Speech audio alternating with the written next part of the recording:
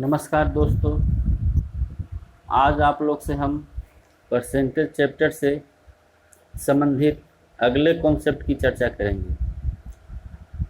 हम लोग ने पिछले 7 वीडियो में परसेंटेज से संबंधित जितने सारे कॉन्सेप्ट और उससे संबंधित प्रश्न उसके बारे में हम लोग चर्चा कर रहे हैं। आज परसेंटेज से संबंधित एक नया कॉन्सेप्ट है जो कि रकम और मात्रा से संबंधित है।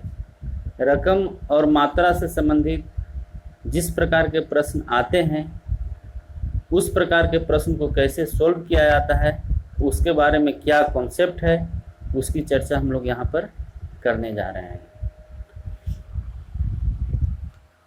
ये मेरा वीडियो 8 है।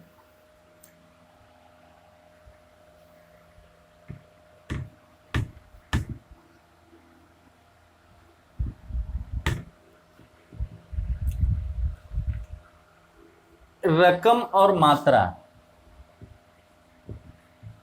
रकम और मात्रा, ये दो शब्द इस तरह के प्रश्न में आते हैं। इसको हम कैसे सॉल्व करेंगे, इसका कॉन्सेप्ट क्या है, उससे संबंधित चीज देखते हैं।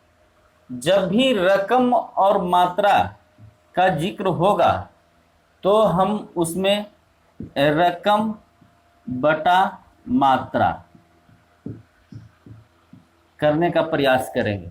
जब भी रकम और मात्रा से संबंधित प्रश्न आएंगे उस प्रश्न में हम रकम बटे मात्रा कॉन्सेप्ट का प्रयोग करेंगे और हम क्वेश्चन को सॉल्व करेंगे। इसमें जो प्रश्न आते हैं उसको हम रकम बटे मात्रा वाले कॉन्सेप्ट से सॉल्व करते हैं और हम इसको एक एग्जाम्पल दे करके समझने का प्रयास करते हैं।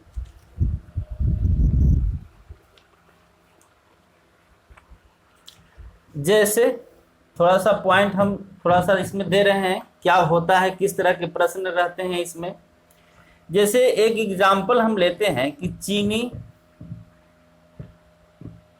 की बढ़ी हुई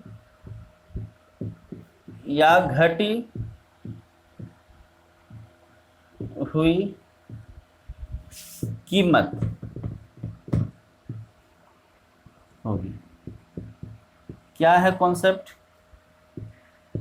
रकम बटा मात्रा गुना दर बटा 100। ये एक कॉन्सेप्ट है। इसको हम और क्वेश्चन जब इसमें देंगे, एग्जाम्पल देंगे तो क्लियर और ज़्यादा होता जाएगा। चीनी की बढ़ी हुई कीमत या घटी हुई कीमत के बारे में इसमें चर्चा होता है। इस तरह के प्रश्न आते हैं कि चीनी की बढ़ी हुई कीमत और घटी हुई कीमत से संबंधित क्वेश्चन इसके आधारित आते हैं। इसको हम क्या करेंगे कि जब इस तरह के प्रश्न रहेंगे तो उसमें एक रकम दिया हुआ रहेगा, उसकी मात्रा दी हुई रहेगी, उसका दर दिया हुआ रहेगा। तो इसके माध्यम से एक रिलेशन बनाएंगे। जो रिलेशन बनता है रकम बटे मात्रा गुने दर बटा 100। रकम बटे मात्रा गुने दर बटे 100। जब भी रकम और मात्रा वाले प्रश्न आएंगे तो हमेशा रकम बटे मात्रा करना ही होगा। इस पे हम एग्जाम्पल देखते हैं। एक चीज और, इसमें बढ़ी हुई या घटी हुई दोनों प्रकार के प्रश्न आ सकते हैं। कीमत बढ़ी भी हो सकती है, कीमत घटी भी हो सकती है। तो इसको एग्जाम्पल एक देखते हैं हम लोग।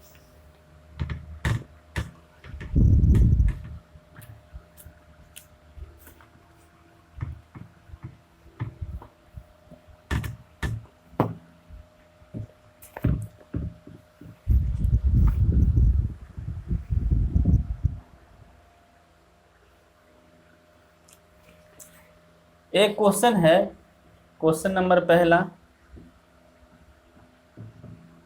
चीनी की कीमत में 10% की कमी होने पर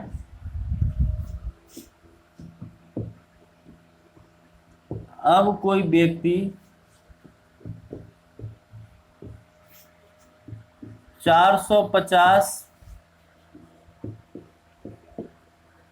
रुपया में 5 केजी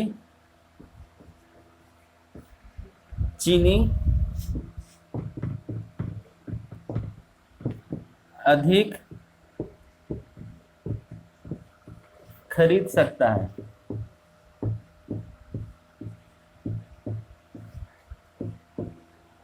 चीनी की घटी हुई कीमत क्या है? चीनी की घटी हुई क्या है? इस प्रकार के प्रश्न रहते हैं। चीनी की कीमत में 10% की कमी होने पर अब कोई व्यक्ति 450 रुपया में 5 केजी चीनी अधिक खरीद सकता है। तो चीनी की घटी हुई कीमत क्या है? इसमें रकम क्या है? 450 रुपया। मात्रा क्या है? 5 केजी। तो यहाँ पर रकम और मात्रा से संबंधित प्रश्न है, तो इसको हम लोग रकम बटे मात्रा वाले कॉन्सेप्ट से सॉल्व करेंगे। कॉन्सेप्ट क्या था? हम लोग यहाँ पर थोड़ा सा लिख देते हैं, रकम बटा मात्रा गुना दर बटा 100।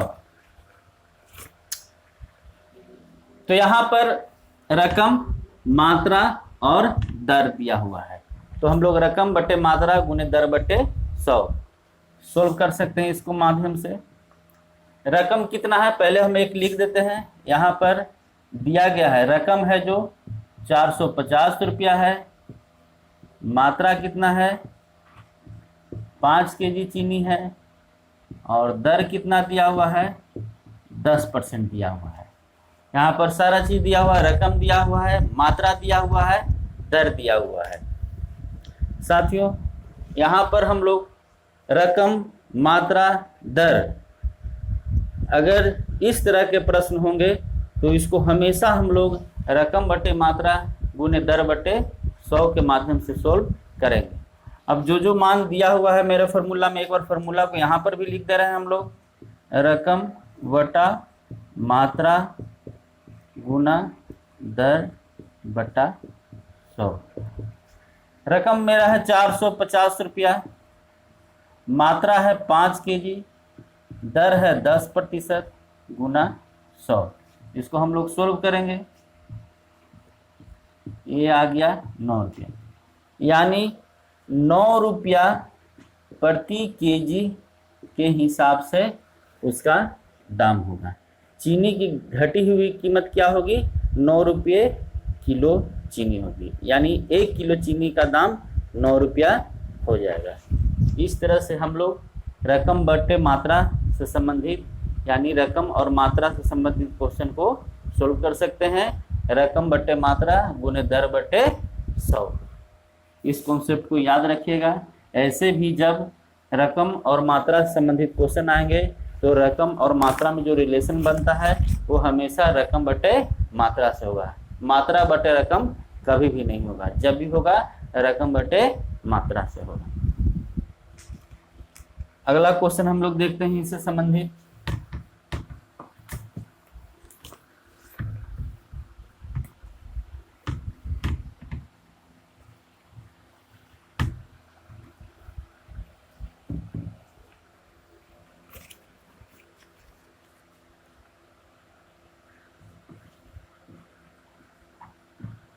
चीनी की कीमत में 15% की वृद्धि होने पर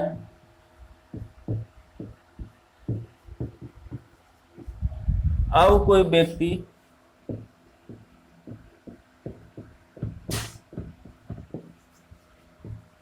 ₹800 10 केजी चीनी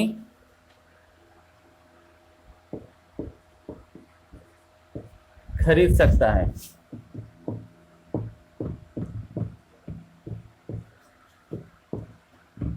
चीनी की बढ़ी हुई कीमत क्या है?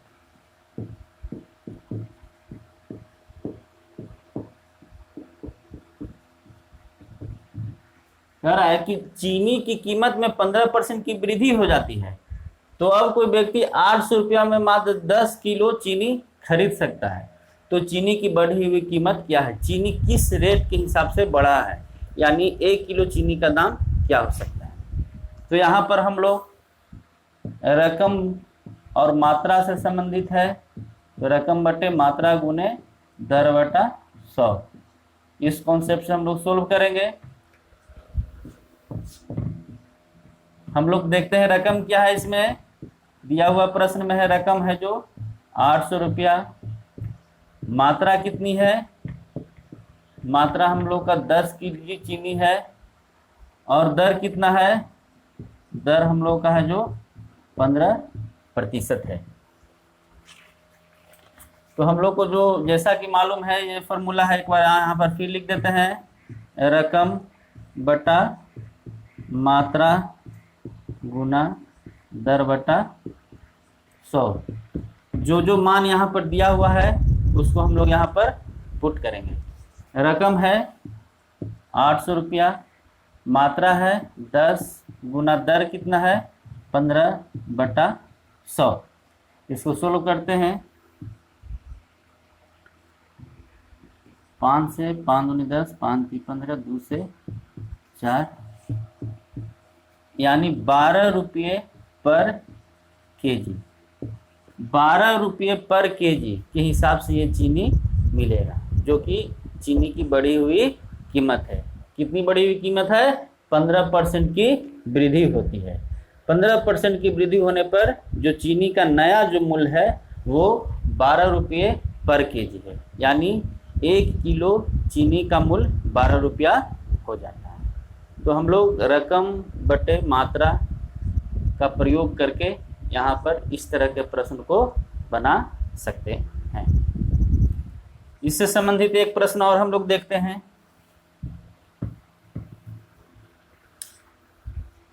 इस कॉन्सेप्ट पर आधारित इस तरह के प्रश्न प्रतियोगी परीक्षा में काफ़ी बार पूछे जा चुके हैं, इसलिए इस तरह के कॉन्सेप्ट, इस तरह के प्रश्न को अच्छे से करना है।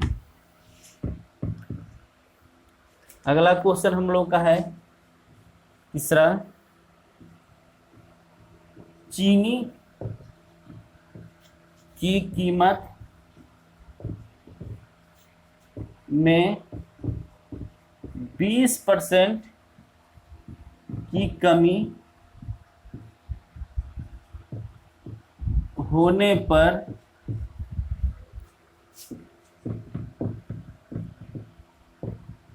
अब कोई व्यक्ति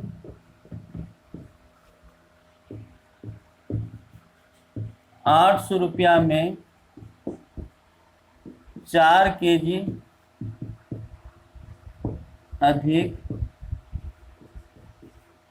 चीनी खरीद सकता है।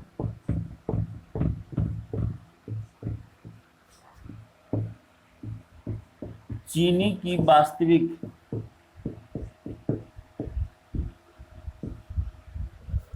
कीमत क्या है?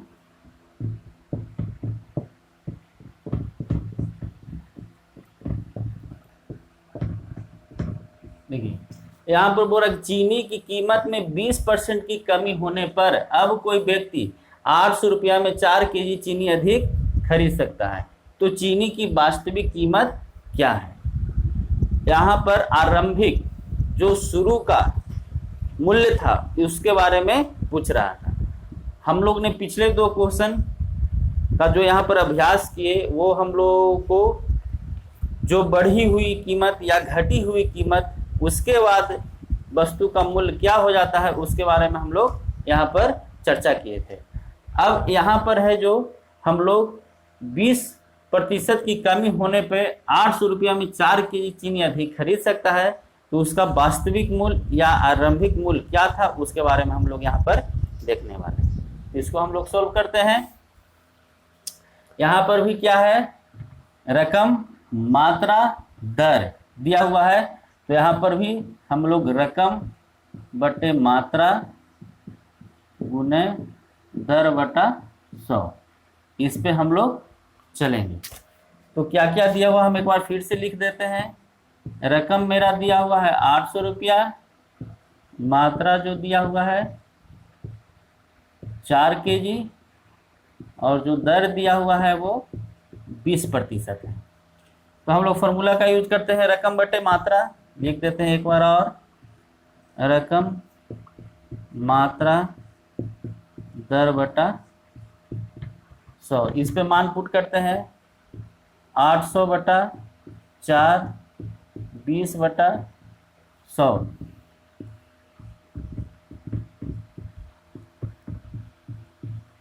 40 रुपया पर केजी। ये 40 रुपया पर केजी हम लोग का आंसर नहीं है। ये जो नई कीमत है उसका मूल्य है। जो 20% की कमी होता है, जो 20% की कमी होती है, वो कमी करने के बाद जो 800 रुपया में 4 kg चीनी अधिक खरीद लेता है, तो उसको 20% जब कमी होता है, कमी करने पर ये जो मान होता है वो है 40 रुपये पर केजी। हम लोग से पूछ रहा है वास्तविक मान या आरंभिक मान पूछा गया, यानी 100% पूछा गया है। हम लोग से क्या पूछा गया है, 100% पूछा गया है इस प्रश्न में। आरंभिक मान पूछा गया है, वास्तविक मान पूछा गया है। परसेंटेज में हम लोग जब कॉन्सेप्ट सीख रहे थे उसमें वास्तविक मान में हम बताए थे कि 6 आइटम है जो 100% होता है, जिससे में एक आरंभिक मान भी 100% होता है। तो हम लोग देखते हैं यहाँ पर कि 20% की कमी होने पर उसका मूल्य कितना हो जाता है, 40 रुपया। जब 20% की कमी करेंगे तो वो परसेंट कितना हो जाएगा, 80%।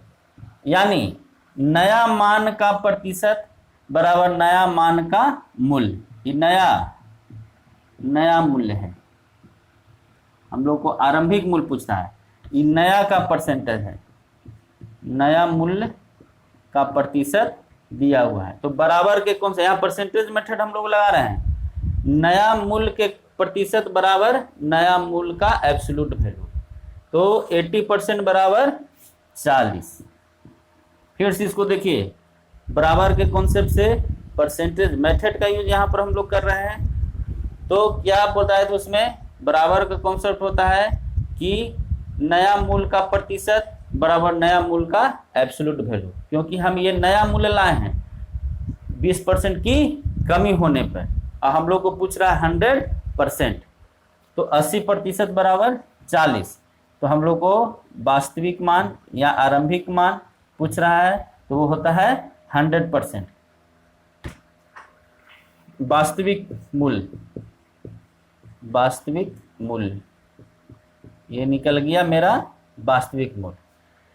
ये इसका थोड़ा सा उल्टा हम लोग चलेंगे परसेंटेज मेथड में। चाहे इधर से चलते हैं। 80 का कितना हाफ होता है, 40। 80 का हाफ कितना होता है, 40। तो 100 का हाफ कितना हो जाएगा, 50। 1/2 से यानी गुना कर सकते हैं। 80 में अगर 1/2 गुना करेंगे तो ये 40 के बराबर आता है। उसी प्रकार 100 में हम हाफ से गुना करेंगे, यानी 1/2 से गुना करेंगे तो ये 50 रुपये। यानी उसका जो शुरू का जो मूल्य था वो 50 रुपया पर केजी था, जो कि ये आता है वास्तविक मूल्य।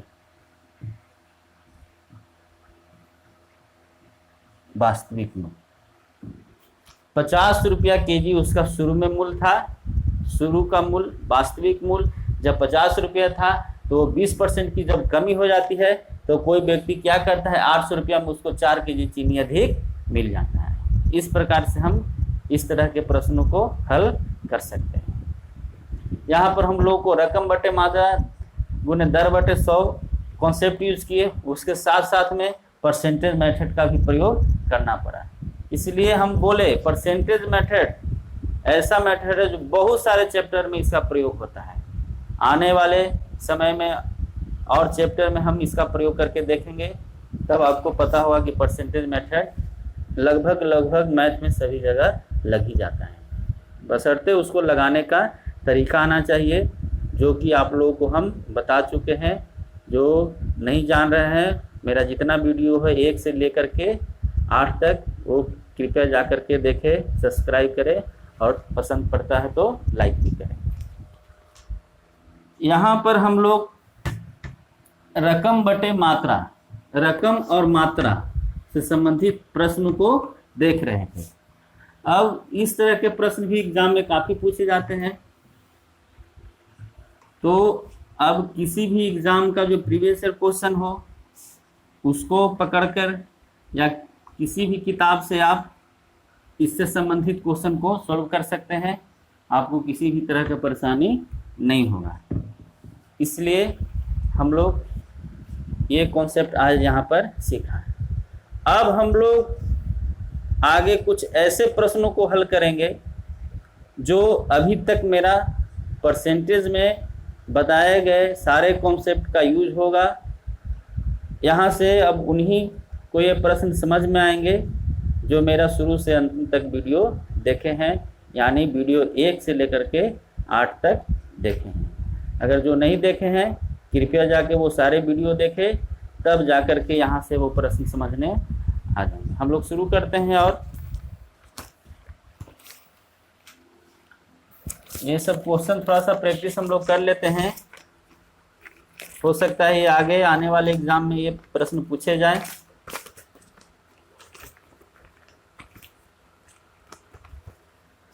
हम लोग प्रश्न 1 पे चलते हैं। किसी संख्या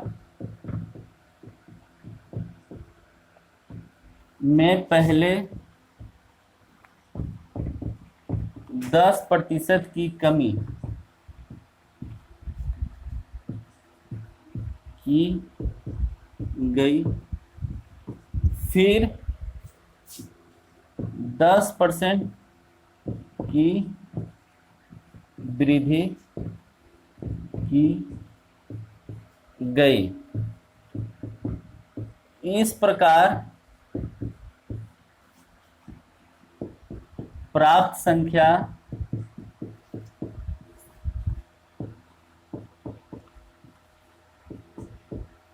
प्रारंभिक संख्या से 50 कम है, तो प्रारंभिक संख्या क्या है?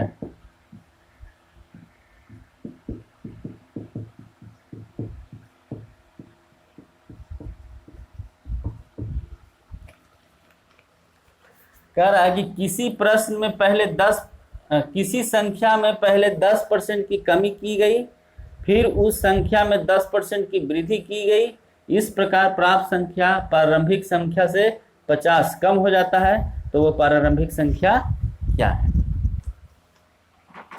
तो सबसे पहले 10% की कमी और 10% की वृद्धि। तो ये 10% की कमी और 10% वृद्धि करने पे जो संख्या आता है उसके बारे में हम लोग देखते हैं।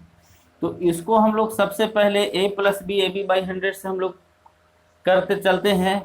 तो ये आपका आ जाता है 10 + 10 - 100/100, यानी -1% की कमी हो जाती है।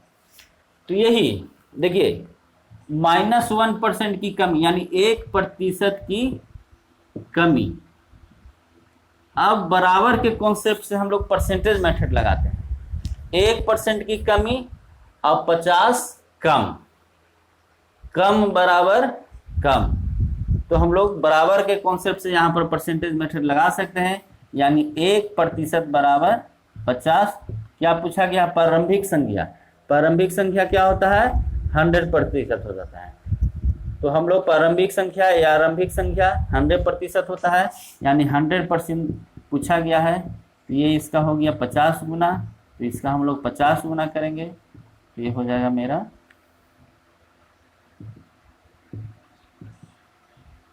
5000 रुपया। इस प्रकार से इस प्रश्न को हम लोग सोल्व कर सकते हैं। यहाँ पर हम लोग परसेंटेज मेथड का प्रयोग किए। अगला क्वेश्चन हम लोग चलते हैं।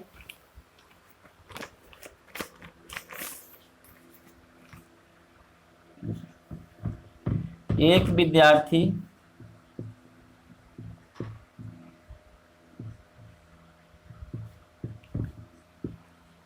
को 40 अंक मिलते हैं और वह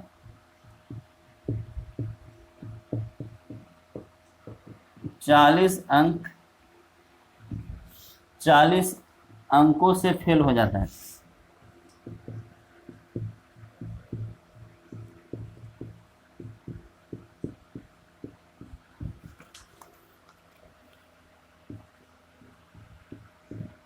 जबकि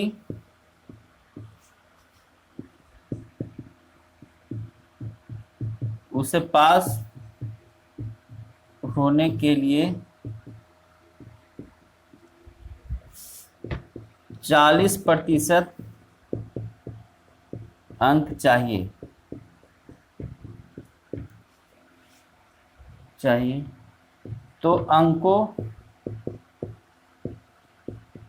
तो कुल अंक लिखते हैं। कुल अंकों की संख्या क्या है, कुल कितने अंक हैं। देखिए, एक विद्यार्थी को 40 अंक मिलते हैं और वह 40 अंकों से क्या कर जाता है, फेल कर जाता है, जबकि उसे पास होने के लिए 40% अंक चाहिए था। तो कुल अंकों की संख्या क्या है। तो यहाँ पर हम लोग परसेंटेज मेथड लगाएंगे, उसका भी उपयोग करते हैं बराबर के कॉन्सेप्ट से। 40 अंक मिलता है, 40 अंक मिलता है। अगर वो 40 अंक मिल जाता और तो वो क्या कर जाता, पास कर जाता है। शुरू में उसको क्या मिलता है, 40 अंक मिलता है और 40 अंक से फेल करता है, यानी और अगर हमको 40 अंक मिल जाता तो वो विद्यार्थी क्या है, जो पास कर जाता है। तो यहाँ पर कहने का मतलब है कि उसको अगर 80 अंक मिलते तो वो क्या कर जाता, पास कर जाता। क्योंकि 40 वो लाया था, 40 से नहीं ला पाया, जिसके कारण से वो फेल कर गए, यानी 40 + 40 यानी ये क्या कर गया, पास कर गया। तो कहने का मतलब कि यहाँ पर 80 अंक अगर वो लाता तो क्या कर जाता, पास हो जाता है। और पास होने का परसेंट यहाँ क्या है, बराबर के कॉन्सेप्ट से पास होने का यहाँ पर परसेंटेज क्या है, 40% में वो क्या हो जाता है, पास हो जाता है। तो 40% पास का कॉन्सेप्ट बराबर 40% 80 अंक एब्सोल्यूट वैल्यू, यानी पास का परसेंटेज बराबर पास का एब्सोल्यूट वैल्यू। 40% बराबर 80। पूछ रहा है कुल अंकों की संख्या, कुल अंक कितना होता है, 100%, यानी 100% बराबर क्या होगा, 40 का ये है जो 2 गुना है, यानी 100 का 2 गुना कितना हो जाएगा, 200 अंक उस एग्जाम में टोटल अंक था, यानी कुल अंकों की संख्या क्या थी, 200 थी। इस प्रकार से हम लोग ये परसेंटेज मेथड द्वारा ये प्रश्न को सोल्व करें। थोड़ा सा यहाँ पर समझने वाली बात है, 40 वो लाया और 40 से फेल कर गए, यानी 40 और अंक आते हैं तो वो पास हो जाते हैं, यानी 40 + 40 यानी पास, यानी 80 अंक वो लाया तो पास कर गए, यानी पास का प्रतिशत दिया हुआ है 40 अंक, यानी 40 अंक प्रतिशत का पास का, यहाँ पर एब्सोल्यूट वैल्यू 80, यानी इसका ये है 2 गुना, तो टोटल अंक पूछ रहा है 100%, 100% बराबर 200। इस प्रकार से हम लोग इसको बना सकते हैं। अगला क्वेश्चन चलते हैं हम लोग।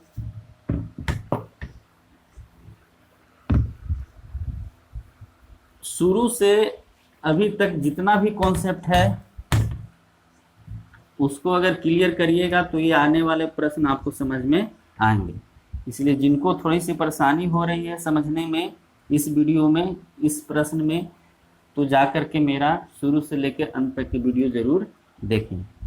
उनको किसी तरह का परेशानी नहीं होगा अगर वो पूरा वीडियो देख लेते हैं, तो उसमें सारा कॉन्सेप्ट पूरा डिटेल में दिया गया हुआ है। इसलिए प्लीज़ जा कर के उसको पूरा वीडियो देखें। अगला क्वेश्चन हम लोग चलते हैं।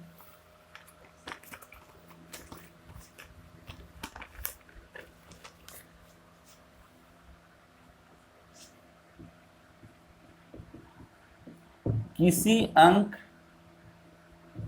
में 20% को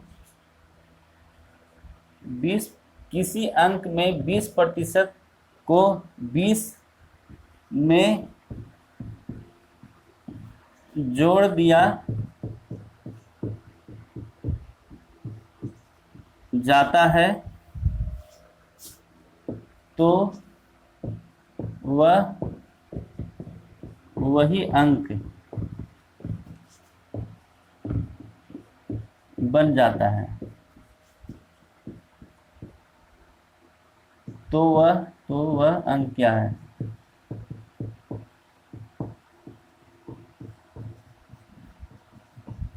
कह रहा है कि किसी अंक में 20% को 20 में जोड़ दिया जाता है तो वही अंक बन जाता है। तो वह अंक क्या है? इसको हम लोग सोल्व करते हैं।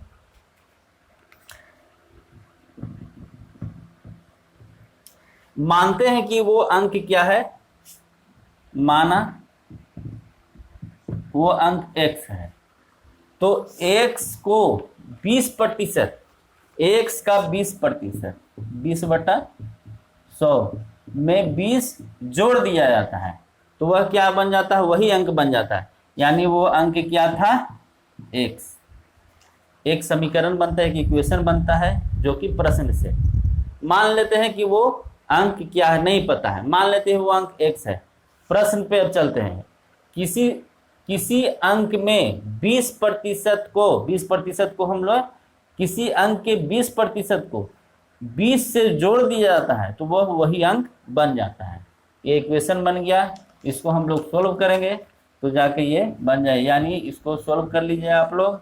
यानी x बराबर ये 25 माना है। सोल्व करना बहुत आसान है, आप लोग कर सकते। उम्मीद है कि आप लोग सोल्व कर लीजिएगा इसे। इसलिए यहाँ पर x का मान आ गया 25। इस प्रकार से हम लोग इसको बना सकते हैं।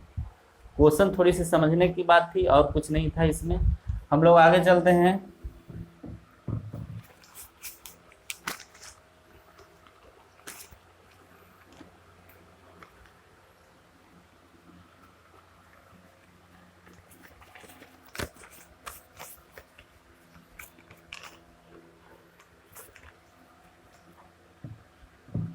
किसी खिलौना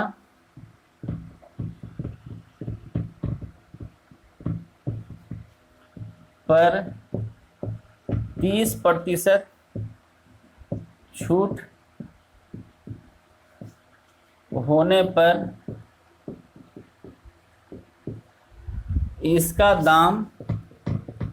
मूल्य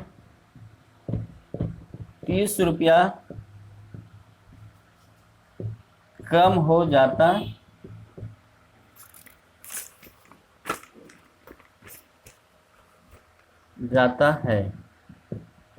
तो खिलौना का नया मूल्य क्या होगा? कह रहा है कि किसी खिलौने पे 30% की छूट होने पर इसका दाम 30 रुपया कम हो जाता है तो खिलौना का नया मूल्य क्या होगा? देखिए 30% की छूट होने पे 30 रुपया की कमी। यहाँ पर हम एक कॉन्सेप्ट सिखाए थे आप लोग। परसेंटेज यहाँ पर दिया हुआ है छूट। छूट क्या है? कम, कमी, ये सब छूट जो माइनस का संकेत होता है। यानी छूट 30% की छूट, 30 रुपया की कम, यानी बराबर के कॉन्सेप्ट से कम बराबर छूट। कम बराबर छूट। जब यहाँ पर छूट यहाँ पर कम तो बराबर के कॉन्सेप्ट हम बताए थे कि दोनों शब्द सेम है, कम बराबर भी नेगेटिव साइन होता है और छूट बराबर भी नेगेटिव साइन होता है, यानी छूट बराबर छूट, यानी छूट का प्रतिशत बराबर छूट का एब्सोल्यूट वैल्यू को हम लोग बराबर करेंगे और परसेंटेज मेथड से इसको सोल्व करेंगे। इसको हम लोग सोल्व करते हैं बराबर के कॉन्सेप्ट से। 30% बराबर 30। तो पूछा खिलौना का नया मूल्य क्या होगा। नया मूल्य कब हो रहा है? 30% की छूट होने पर।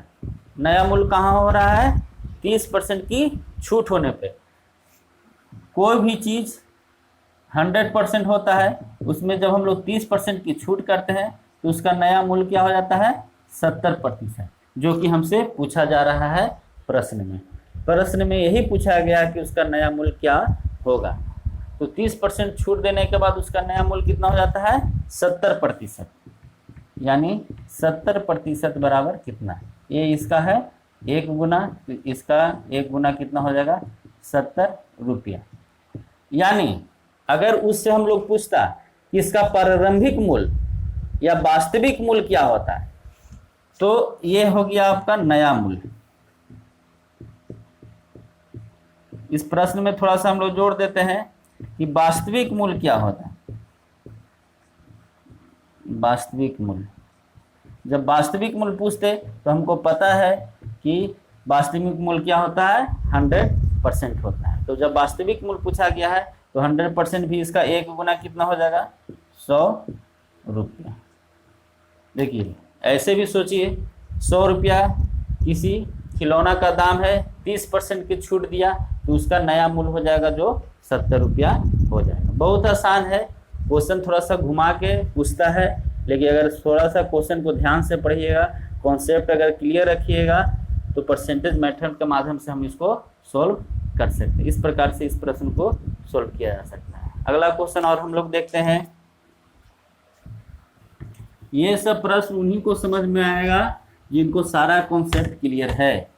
इसलिए आप बार बार हम बोल रहे हैं कि मेरा वीडियो 1 से लेकर के 7 तक आप लोग जा कर के जरूर देखें, तभी ये क्वेश्चन आपसे बन पाए।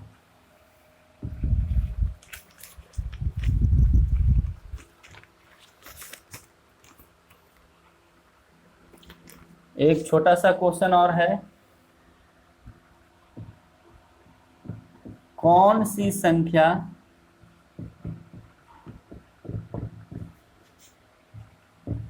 80 से 60% कम है। कहा कि कौन सी संख्या 80 से 60% कम है। तो मान लेते हैं कि वो संख्या है क्या? संख्या पूछ रहा है मुझे, संख्या। तो 80 से 60% कम, यानी 60% कम है वो संख्या, यानी वो संख्या क्या है? 40%। जब 60% वो संख्या कम है तो वो संख्या क्या हो जाएगा? 40%, यानी 40/100। इसको सोल्व कर लीजिए, यानी वो संख्या है 32। बहुत आसान है इसको बनाना। क्वेश्चन थोड़ा समझने की बात थी, कौन सी संख्या 80 से 60% कम है। मानते हैं वो संख्या, कुछ भी मान लेते थे, x मान सकते थे। तो 80 से 60% कम, यानी वो संख्या क्या है? 40% है, यानी 80 का 40% यानी 32। इसको इस प्रकार से हम लोग सोल्व कर सकते हैं। अगला एक और क्वेश्चन हम लोग देखते हैं।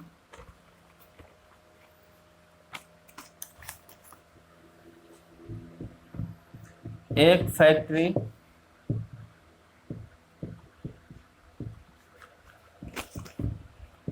में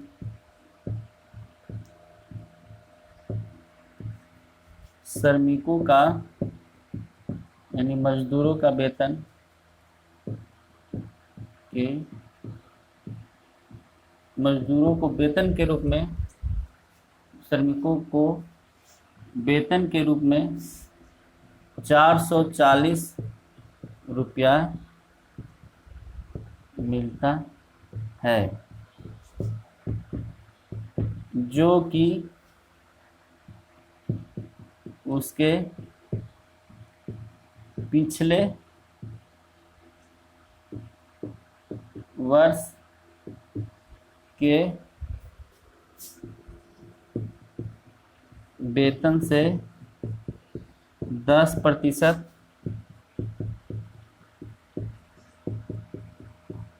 अधिक है तो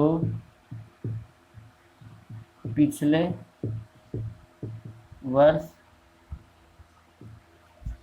वर्ष में उसका वेतन क्या था।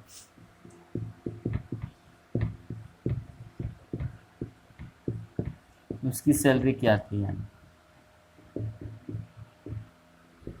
इसको हम लोग सोल्व करते हैं। कहता है कि एक फैक्ट्री में श्रमिकों का वेतन के रूप में 440 रुपया मिलता है। एक फैक्ट्री है जहां मजदूरों को वेतन के रूप में 440 रुपया मिलता है, जो कि उसके पिछले वर्ष के वेतन से 10% अधिक है, यानी उसके वेतन में बढ़ोतरी की गई है 10% की। तो पिछले वर्ष उसका वेतन क्या था, 10% की बढ़ोतरी की गई तो उसका नया वेतन हुआ, लेकिन हम लोग को पूछ रहा था पिछला वेतन की, पिछले साल की वेतन उसकी क्या थी। तो जब 10% की बढ़ोतरी कर जाएगी तो 10% की बढ़ोतरी करने पर उसका वेतन कितना हो गया, 440 रुपया। यहाँ पर परसेंटेज मेथड हम लोग लगाएंगे। बढ़ोतरी 10% अधिक वृद्धि करने पर उसका वेतन कितना मिलता है, 440 रुपया हुआ, यानी अधिक का बराबर अधिक, यानी 100%, 110% बराबर हो जाएगा 440। बराबर के कॉन्सेप्ट से यहाँ पर पिछले साल 10% की वृद्धि हुई पिछले साल से, तो उसका वेतन कितना हो गया, 440 रुपया हो गया। तो पिछले साल का यानी आरंभिक मान, देखिए सब कनेक्ट होता है, आरंभिक मान पूछ रहा है तो आरंभिक मान कितना होता है, 100%। ये वृद्धि पर वेतन हुआ, वृद्धि वेतन, ये हो गया आरंभिक वेतन, यानी पिछले साल का, पिछले साल, पिछले वर्ष लिख सकते हैं हम लोग, पिछले वर्ष 100%। ये इसका कितना गुना है, 4 गुना, तो इसका हम लोग 4 गुना कर सकते हैं, यानी 400 रुपया उसका वेतन था। इस प्रकार से हम लोग इस प्रश्न को बना सकते हैं। फिर से, एक फैक्ट्री में श्रमिकों को रूप में 440 रुपया मिलता था, जो कि 10% बढ़ोतरी के बाद उसका ये वेतन था। तो पूछ रहा है कि इससे बढ़ोतरी से पहले उसका वेतन कितना था। तो हम लोग 10% की वृद्धि पर निकालें तो 10% की वृद्धि 110% बराबर 440, जो कि इसका बढ़ा हुआ वेतन था। और हम लोग आरंभिक वेतन पूछ रहा था, पिछले वर्ष का वेतन पूछ रहा है, तो वो 100% होता है, 100% बराबर 400 रुपया है, यानी 40 रुपये की कितना वृद्धि हो गया, 40 रुपये की वृद्धि हो गई। ऐसे इसका आंसर 400 रुपया है, लेकिन कितना से वृद्धि हुआ, 40 रुपये से वृद्धि हुआ। इसको हम लोग चेक करना चाहते हैं कि 10% वृद्धि हुआ कि नहीं हुआ, तो हम लोग थोड़ा सा इसको देख लेते हैं। हम पढ़े हुए हैं, वेतन कहाँ से गया, 400 रुपया से वृद्धि कितना हो गया, 440 रुपये हो। तो हम लोग जानते हैं कि वृद्धि का परसेंट क्या होता है, तो वृद्धि का परसेंट हम लोग निकालते हैं, देखते हैं कि वृद्धि का परसेंट अगर 10% आ जाता है तो ये सही है। तो हम लोग इसको सोल्व करते हैं। तो वृद्धि बराबर कितना से वृद्धि, 40 से, 40 बटा आरंभिक मान, यानी 400 गुना 100 काटते हैं हम लोग, यानी 10, यानी कितना परसेंट की वृद्धि, 10% की वृद्धि है। चेक हो गया, यानी ये आंसर सही है। तो हमने यहाँ पर चेक किया कि ये सही में जो 400 रुपया इसका आंसर आया है, पिछले साल का जो वेतन था वो 400 रुपया सही है कि गलत है। तो इसको हम लोग देखें, यहाँ पर हम लोग देखते हैं कि उसका वेतन 400 रुपया पिछले 60 साल, 10% वृद्धि 440 रुपया हो जाता, तो कितने परसेंट की वृद्धि हुआ, यानी वृद्धि बटा आरंभिक मान गुने 100 करके निकाले तो 10% आता है। ये 10% क्वेश्चन में दिया हुआ है कि 10% की वृद्धि होता है, यानी ये क्वेश्चन बना हुआ सही है। इस प्रकार हम इसको चेक भी कर सकते हैं, लेकिन इसके लिए आप लोगों को बेसिक कॉन्सेप्ट बहुत ज़्यादा ज़रूरी है सीखना, जो कि मेरे द्वारा बताया गया है। इसलिए बार बार बोल रहे हैं कि अभी तक जिनको ये प्रश्न समझने में दिक्कत हो रहा है, वो जाके कृपया मेरा जो पिछला वीडियो है वो सारे वीडियो को देखे, तब जाके यहाँ पर सही से समझ में आया है। तो यहाँ पर हम लोग ने कुछ नया कॉन्सेप्ट इस वीडियो में भी सीखा, और अभी तक जितने हम पढ़े थे परसेंटेज मेथड, वृद्धि या कमी का प्रतिशत, उस पर आधारित भी कुछ नए प्रश्न का चर्चा हम लोग यहाँ पर किए। हम लोग आज यहीं तक रुकते हैं। अभी तक जो भी मेरा वीडियो नहीं देखे वो कृपया जा कर के देखे, और सारे वीडियो, ऐसा नहीं है कि तीसरा चौथा वीडियो देखे। जब भी कुछ सीखना है, कुछ नया जानना है कि हमको कुछ मैथ के बारे में सीख ले, कुछ प्रतियोगी परीक्षा में जो प्रश्न पूछे जाते हैं वो हमसे बनने लगे, सॉल्व होने लगे, इसके लिए जो मेरे द्वारा बनाया गया वीडियो है 1 से लेकर के 8 तक के शुरू से देखना प्रारंभ करें। ये नहीं कि चौथा वीडियो देखे 5वां वीडियो देखे, वैसे नहीं। वीडियो 1 से लेकर के 8 तक लगातार आपको देखना होगा। बीच में ऐसा नहीं है कि चौथा वीडियो से पहले हम लोग 5वां वीडियो या 6ठा वीडियो देख लें, तो आपको फ़ायदा नहीं होगा। अगर कुछ लाभ लेना चाह रहे हैं तो आप शुरू से ही सीरियल ढंग से जो भी दिया हुआ है वीडियो उसको आप लोग देखें, और साथ में देखें ही नहीं, एक कॉपी एक पेन साथ में रखें और उसको एक तरह से समझे कि ऑनलाइन कोचिंग की तरह ही उसको ट्रीट करें। इसलिए आपसे अनुरोध है कि वीडियो जब भी देखें शुरू से लेकर के अंत तक देखें, तब आपको लाभ मिलेगा। अगर ये वीडियो पसंद आता है तो इसको आप शेयर ज़रूर करें, लाइक भी कर दें, और अभी तक जो चैनल सब्सक्राइब नहीं किए हैं वो कृपया करके सब्सक्राइब कर लें। तो यहाँ तक हम लोग रुकते हैं। अगले नेक्स्ट वीडियो में हम लोग परसेंटेज चैप्टर से ही संबंधित कुछ चर्चा करेंगे, कुछ नए कॉन्सेप्ट सीखेंगे और उस पर आधारित प्रश्न देखेंगे। उसके बाद हम लोग आगे मिलते हैं। तो आगे हम लोग नेक्स्ट वीडियो में मिलते हैं, जो मेरा वीडियो नंबर 9 होगा। तो आज हम लोग यहीं, आपका बहुत बहुत धन्यवाद।